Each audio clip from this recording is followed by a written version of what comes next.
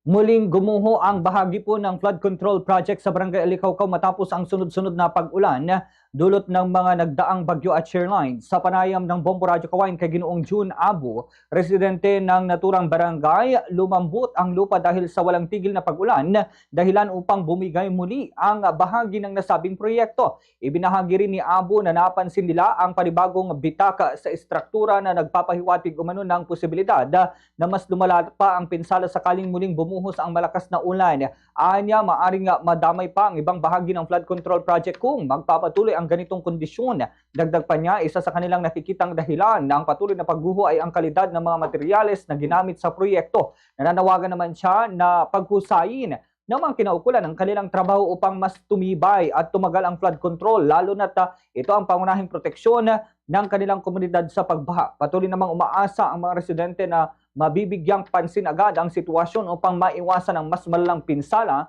sa mga susunod na mga pag-ulan. Ganito po ang bahagi ng pahayag ni June Abu, residente sa Barangay Alicaucao, Cauayan City.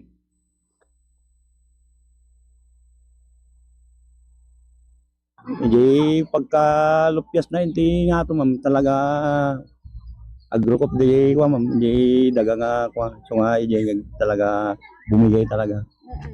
Malamang ma'am nga bumigay man din ma'am no napisa man hindi todo tayo ma'am. Siyempre paggapuanan na ma'am hindi nga to. Dapat ko medyo papigsahan na ma'am ti kuana takas di basahan nga paulit-ulit. Kami no paulit-ulit di mas mabayag daw ma'am. Mas mabayag mit marami